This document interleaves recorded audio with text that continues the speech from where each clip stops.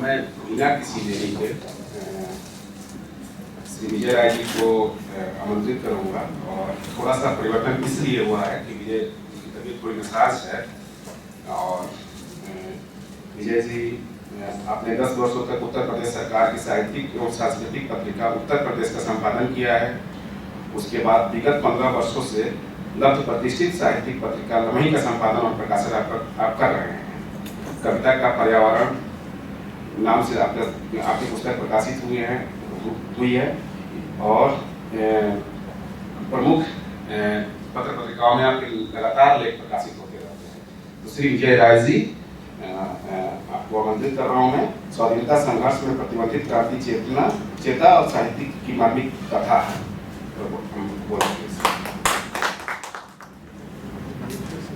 आदरणीय मंच और सभागार में उपस्थित सभी विद्वद्जन,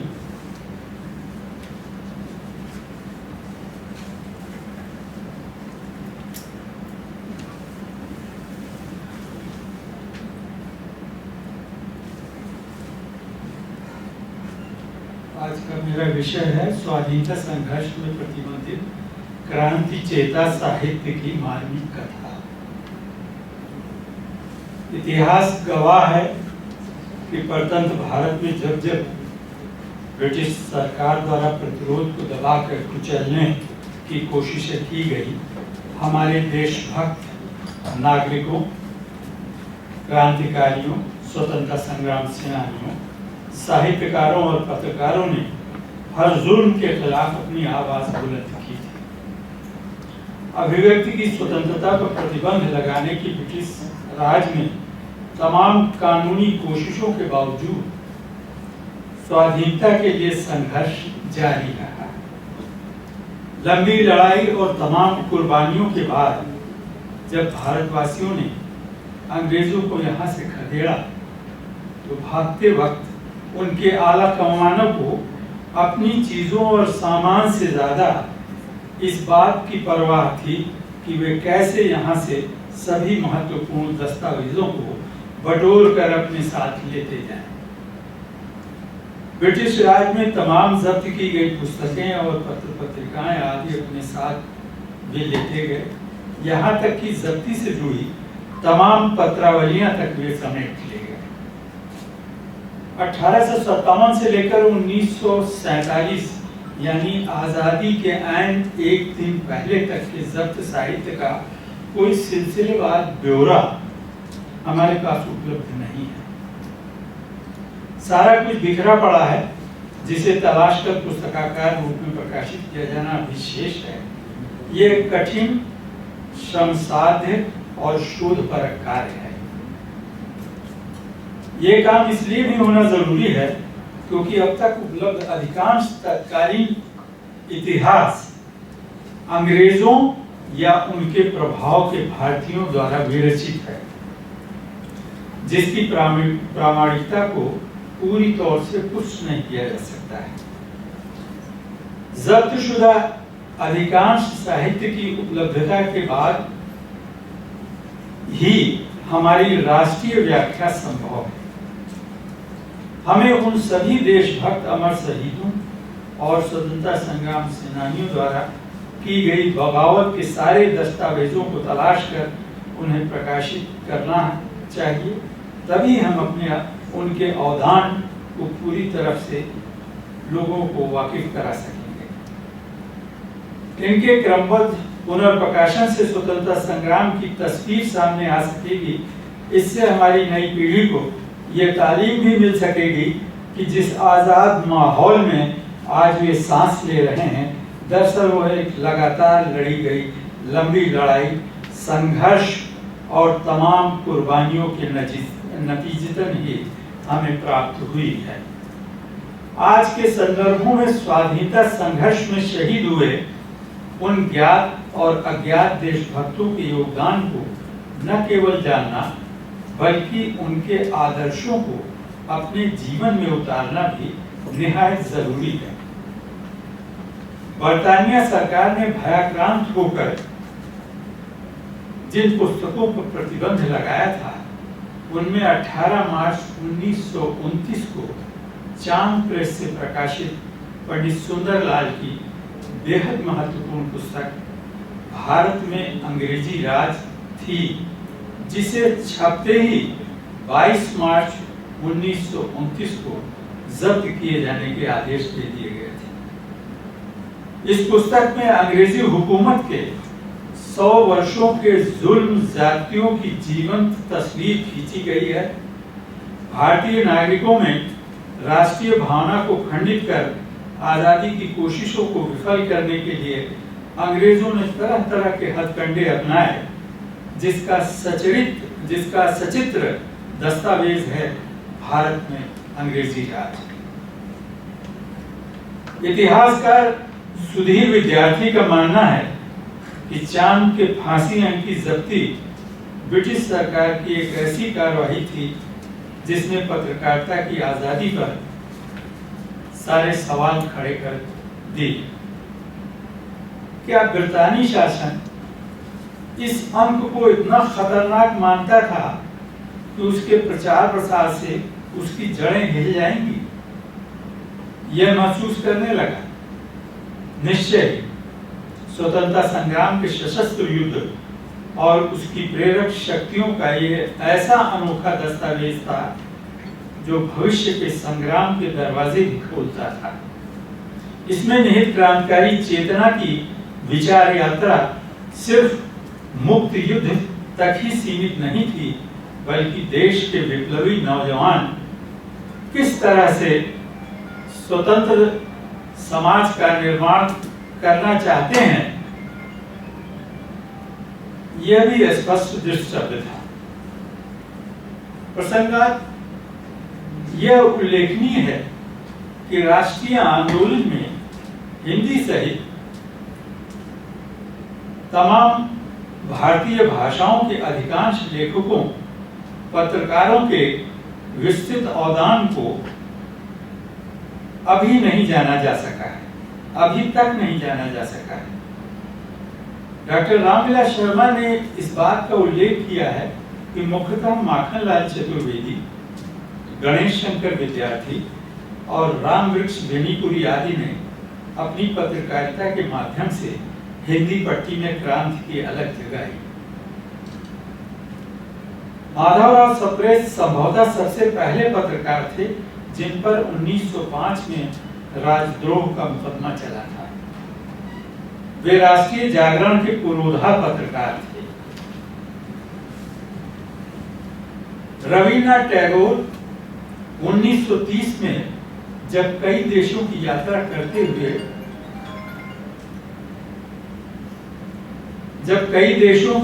करते हुए सोवियत संघ पहुंचे तो उनका नए जीवन एवं सामाजिक स्थितियों से साक्षात्कार हुआ। टैगोर वहां की शिक्षा व्यवस्था, सामूहिक खेती एवं व्यक्तिगत प्रतिभा के विकास को देखकर दंग रह गए थे। उन्हें वहां एक नई सभ्यता के दर्शन हुए। व्यक्तिगत संपत्ति के बारे में उनके विचारों में इसी के बाद आमूल-चूल परिवर्तन हुए। सोवियत संघ के इन परिवर्तनों की व्याख्या उन्होंने रूस की चिट्ठी श्रृंखला में की, जिसका अंग्रेजी में अनुवाद कलकत्ता से प्रकाशित मॉडर्न रिव्यू में प्रकाशित हुआ। अंग्रेज सरकार ने टैगोर की लेख श्रृंखला को साम्यवाद का प्रचार करार देते हुए 1934 के मॉडर्न रिव्यू की वे सारी प्रतियां जब्त कर ली जिसमें ये लेख प्रकाशित हुए थे, और रूस की चिट्ठी मूलतः बांग्ला में लिखी गई थी, जिसका शीर्षक था राशियाल चिट्ठी। मॉडर्न रिव्यू की वे सारी प्रतियां जब्त कर ली और राशियाल चिट्ठी पुस्तिका पर प्रतिबंध भी लगा दिया गया। नील दर्पण नाटक 1860 में ढाका से प्रकाशित हुआ था, जिसके लेखक थे दीनबंधु मित्र। माइकल मधुसूदन दत्त ने जेम्स लॉन्ग की सहायता से इसका अनुवाद प्रकाशित करवाया, जिसे इंग्लैंड की पार्लियामेंट में भिजवाया गया। वहां नाटक को राजद्रोह की संज्ञा दी गई, जिसके कारण पहले बांग्ला में प्रकाशित नील दर्पण, जो अंग्रेजी में द इंडिगो प्लांटिंग मिरर के प्रदर्शन पर प्रतिबंध लगा दिया गया। इसकी सूचना मारवाड़ी गजट 5 सितंबर 1897 में प्रकाशित हुई है। 1 माह के कारावास और अर्थदंड का उल्लेख भी प्राप्त होता है। नील दर्पण के प्रदर्शन पर रोक लगने के बाद लखनऊ के छतर मंजिल में नाटक के प्रदर्शन के बाद विद्रोह हुआ। इसके बाद कई नाटकों और प्रहसनों को अंग्रेज सरकार ने प्रतिबंधित कर नियमों को और कठोरता दी। अंग्रेजों द्वारा जबरन बंगाल और बिहार के किसानों से नील की खेती कराई जा रही थी। नील की खेती का मुद्दा धीरे धीरे राष्ट्रव्यापी प्रदर्शन का हिस्सा बन गया। इसी मुद्दे को लेकर दीनबंधु मित्र ने नील दर्पण नाटक की रचना की। कहते हैं कि इस नाटक के एक प्रदर्शन में, जो संभवतः कलकत्ता में हुआ था,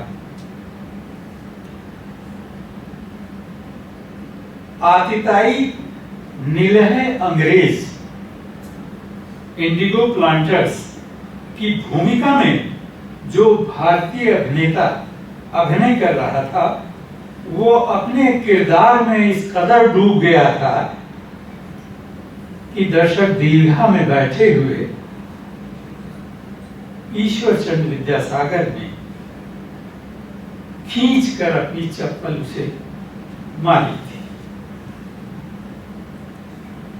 उस देश प्रेमी अभिनेता ने यह देख लिया था कि यह चप्पल ईश्वर चंद्र विद्यासागर ने फेंकी है, और उसने उसे माथे से लगाया और किनारे रखकर अपना अभिनय करता रहा। इस बीच ईश्वर चंद्र विद्यासागर को यह एहसास हो गया था कि मुझसे गलती हो गई है। पर यहां यह भी सच है कि वह अभिनय, जो अपने किरदार, वो निराहा अंग्रेज जो जबरिया नील की खेती करवा रहा था, उसका डूब करके वो अभिनय कर रहा था।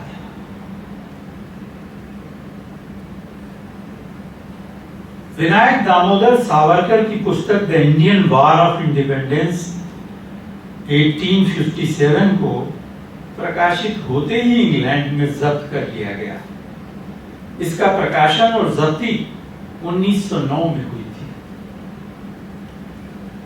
क्रांति चेता विचारों को दबाने और कुचलने के ध्येय से प्रतिबंध, जब्ती, धमकी, जेल भेजने और तलाशी लेने का उल्लेख बराबर प्राप्त होता है। यशपाल, राहुल सांकृत्यायन, सुभद्रा कुमारी चौहान, लक्ष्मण सिंह आदि अनेक साहित्यकार और पत्रकारों को कारावास की सजा भुगतनी पड़ी। मुंशी प्रेमचंद ने अपने जीवन सार में जिलाधिकारी के सम्मुख अपनी पेशी का उल्लेख किया है। मामला लेफ्टिनेंट गवर्नर तक पहुंचा था और सोजे वतन के कुछ अंशों को तत्कालीन शासन व्यवस्था पर आक्रमण माना गया था। प्रेमचंद को अनबीती सोजे वतन की प्रतियों को जमा करने का आदेश मिला। साथ ही ये कहा गया कि वे लिखित में ये पत्र दें कि बिना सेंसर हुए वे कुछ भी प्रकाशित नहीं करवाएंगे।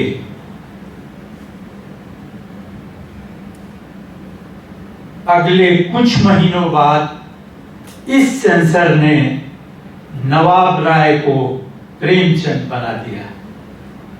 वो उर्दू में लिखते थे और उनका शुरुआती लेखन जो है वो उर्दू में ही था और सोज़े वतन पहले पहल उर्दू में ही प्रकाशित हुआ। न्यू इंडियन लिटरेचर की 1936 में जयंती हुई। ब्रिटिश गृह सचिव एमजी हैलेट ने अपने एक सर्कुलर के माध्यम से भारतीय प्रगतिशील लेखक संघ के विषय में स्थानीय सरकारों को सतर्क करने की सलाह दी थी और इसी क्रम में 25 मई 1936 एवं 8 जून 1936 को जारी गोपनीय परिपत्रों के माध्यम से प्रगतिशील लेखक संघ की पत्रिका न्यू इंडियन लिटरेचर के अंकों की जब्ती के आदेश दिए गए थे। ब्रिटिश सरकार के द्वारा जारी ये सर्कुलर प्रगतिशील साहित्य के विरुद्ध दमन के सशक्त दस्तावेज हैं। स्वतंत्रता आंदोलन में अंग्रेजों को थर्रा देने वाला एक मूवमेंट था जिसका नाम है रेशमी रुमाल। इस आंदोलन के बुनियादी संस्थापक और संचालक मौलाना महमूदुल हसन देवबंदी, मौलाना उबैदुल्लाह सिंधी, प्रोफेसर बरकतुल्लाह भोपाली और राजा महेंद्र प्रताप सिंह आदि थे। इन लोगों ने काबुल में स्वतंत्रता संग्राम पार्टी इनकलाबी जमात कायम कर ली थी। इसका उद्देश्य अंतरराष्ट्रीय स्तर पर समस्त राष्ट्रों को भारत की स्वतंत्रता के हक में तैयार करना था।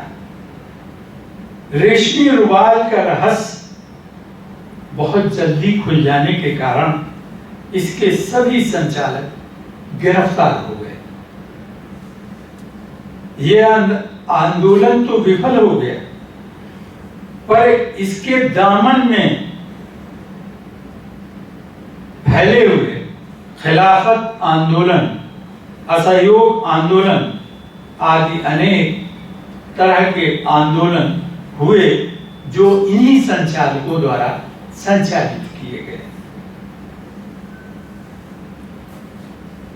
लाला लाजपत राय पर केंद्रित महारथी पत्रिका का खूने लाजपत अंक जो 1928 में ब्रिटिश हुकूमत द्वारा जब्त किया गया, इसमें अंग्रेज सरकार की कार्यशैली के खिलाफ भारतीयों के संघर्ष और स्वराज्य के स्वप्न का प्रभावी वर्णन मिलता है। लाला लाजपत राय के शौर्य, शहादत और स्वतंत्रता संघर्ष पर आज हर भारतीय गर्व का अनुभव करता है। अपने स्वतंत्रता संग्राम सेनानियों की यही अमरता है। हिंदू पंच पत्रिका का बलिदान अंक अंग्रेजी सरकार द्वारा 1930 में जब्त कर लिया गया था।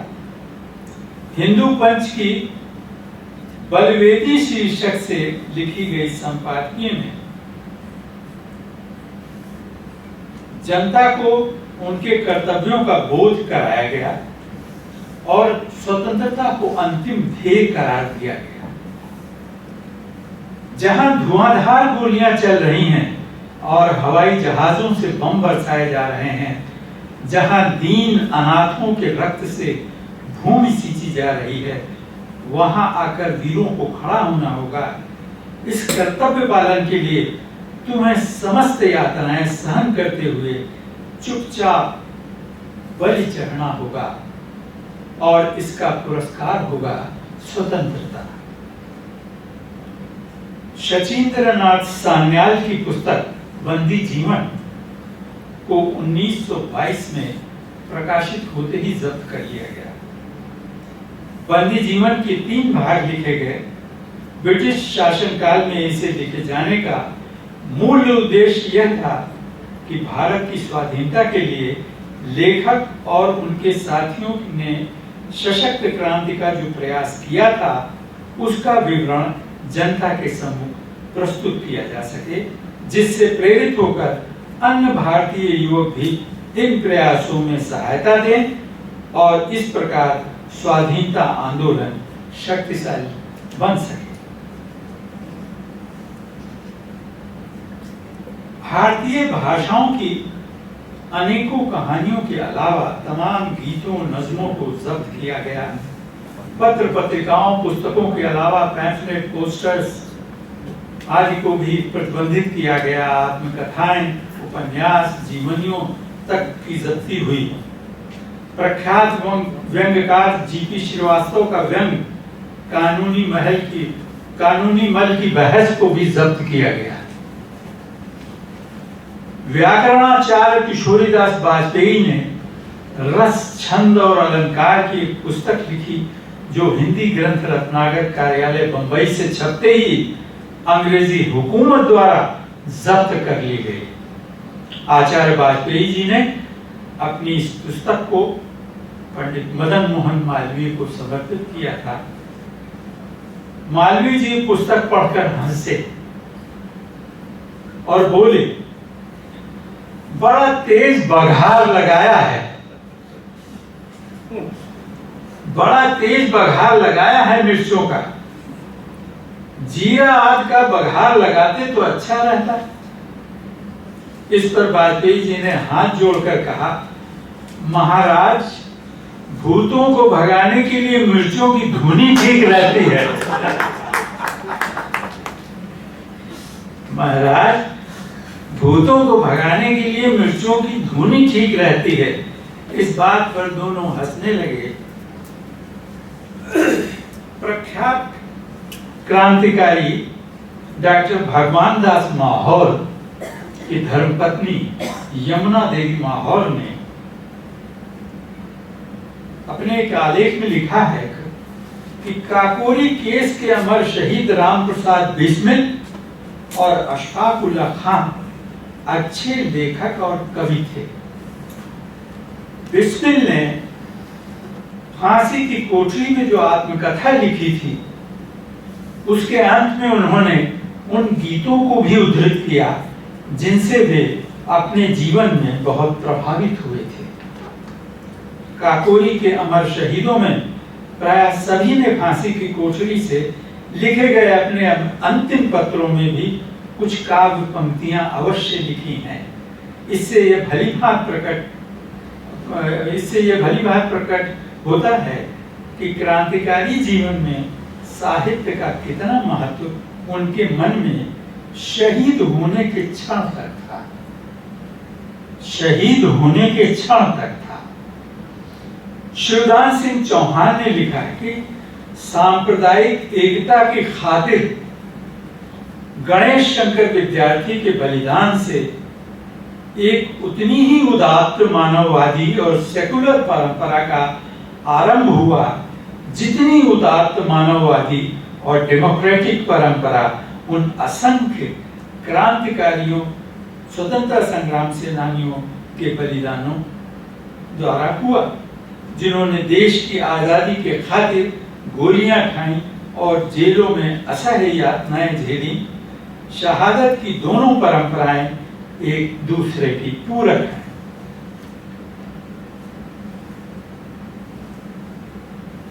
सोलह दिसंबर 1927 को फैजाबाद जेल से अमर शहीद अशफाक उल्लाह खान ने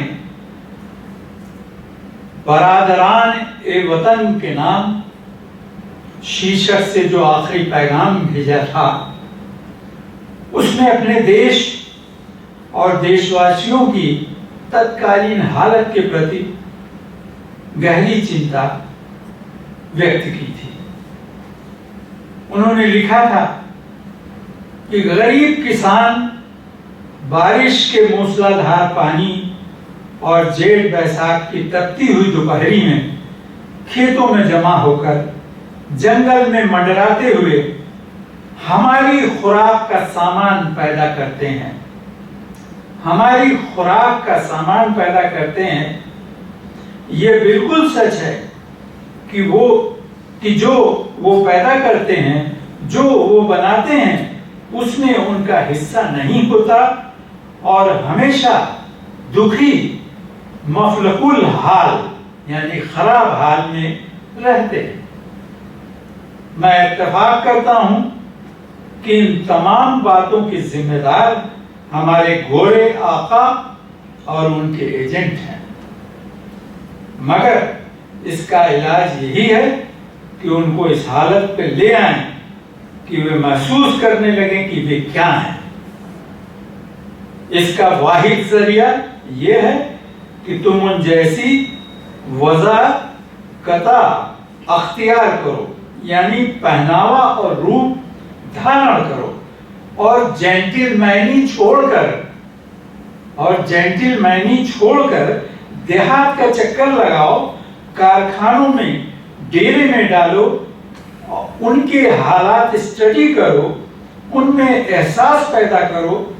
तुम कैथरीन ग्रैंडमदर ऑफ रशा की समानह उम्री यानी ऑटोबायोग्राफी पढ़ो और वहां के नौजवानों की कुर्बानियां देखो।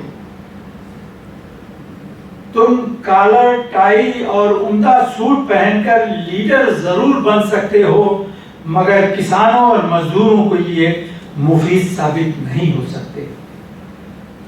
दीगर पॉलिटिकल पार्टियों से मुत्तहिद होकर मिलजुल कर काम करो और मादा परस्ती यानी दुनियावी आकर्षण से किनारा कसो। ये फजूल है। मेरे दिल में तुम्हारी इज्जत है और मैं मरते हुए तुम्हारे सियासी मकसद से बिल्कुल मुत्तफिक हूं यानी राजी हूं। मैं हिंदुस्तान की ऐसी आजादी का ख्वाहिशमंद था जिसमें गरीब खुशी और आराम से रहते और सब बराबर होते। खुदा मेरे बाद वो दिन जल्द लाए जबकि 76 मंजिल लखनऊ में अब्दुल्ला मिस्त्री और धनिया जमात और किसान भी मिस्टर खलीकुज्जमा जगत नारायण और नवाब महमूदाबाद के बराबर कुर्सी पर बैठे नजर आए। अग्रज कवि कुंवर नारायण की ये पंक्तियां बड़ी मौजू हैं। समय हमें कुछ भी अपने साथ ले जाने की अनुमति नहीं देता, पर अपने बाद अमूल्य कुछ छोड़ जाने का पूरा अवसर देता है। स्वतंत्रता आंदोलन के पूरे संघर्ष में शामिल हमारे ज्ञात अज्ञात क्रांतिकारियों और सेनानियों और अमर शहीदों के कारनामों और हुब्ब वतनी के देश प्रेम के बहुतेरे किस्से अभी और तलाशना बाकी है। पूरे परिदृश्य की मुकम्मल जानकारी के लिए लगातार शोध किए जाने की जरूरत है। यह अत्यंत प्रसन्नता की बात है कि लगभग 7000 पृष्ठों की सामग्री ब्रिटिश लाइब्रेरी लंदन से प्रोफेसर गजेंद्र पाठक और प्रोफेसर रविकांत लेकर आए हैं। मेरे विनम्र मत में इस सामग्री का उपयोग यदि दृश्य माध्यम यानी डॉक्यूमेंट्री और शॉर्ट फिल्म्स के रूप में भी किया जा सके तो जनमानस का बहुत भला होगा। इसका बहुत उम्दा असर लोगों पर पड़ेगा। शुक्रिया। शुक्रिया विजय राय से।